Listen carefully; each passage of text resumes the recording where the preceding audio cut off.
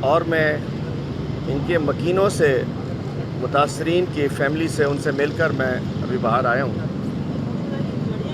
ساری باتیں سارے معاملات اپنی جگہ، لیکن میں کہنا چاہتا ہوں کہ ان مکینوں کا،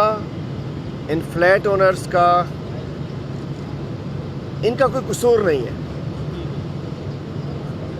ان کا کوئی قصور نہیں ہے، چونکہ جب کوئی شخص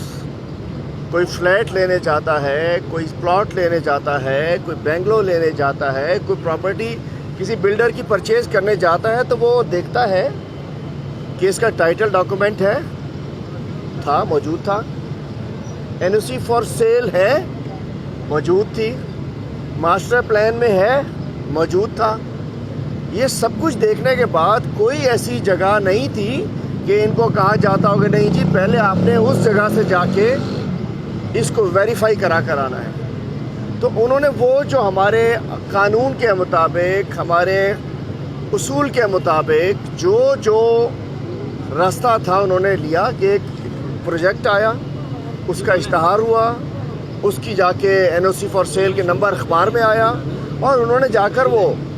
بکنگ کرا لی، فلیٹ بنتا رہا، سب گزرتے ہوں گے یہاں سے، سبھی گزرتے ہوں گے روڈ سے، ان کے سامنے 15 منزلہ بلڈنگ بنتی رہی، کسی نے نہیں روکا، لوگ آباد ہوتے رہے، کسی نے نہیں روکا، اور یہ بن گیا، پیسے لے کے چلے گئے۔ تو سب سے پہلے میں کہتا ہوں کہ یہ اس وقت یہ بیچارے کہاں جائیں؟ ان کو جو ان کی ڈیمانڈ ہے کہ انہیں ٹائم ملنا چاہیے، انسانی بنیادوں کے اوپر، ہیومینیٹیرین گراؤنڈز کے اوپر انہیں ٹائم ضرور ملنا چاہیے کہ یہ کہیں شفٹ ہو جائیں، چونکہ سپریم کورٹ کا فیصلہ ہے، اس کے خلاف ہم تو بات نہیں کر سکتے، اور فیصلوں میں تبصرے ہو سکتے ہیں، اس کے خلاف نہیں جا سکتے، فیصلہ فیصلہ ہوتا ہے۔ اب لیکن جو ان کی ڈیمانڈ ہے کہ انہیں ٹائم دیا جائے، اس طریقے سے میں سمجھتا ہوں کہ ٹائم ان کو ملنا چاہیے، اور ایڈمنسٹریشن کو لکھ کے دینا چاہیے۔ ابھی تو انہوں نے اشتہار دیا ہے، کمپنی ڈھونڈ رہے ہیں گرانے والی،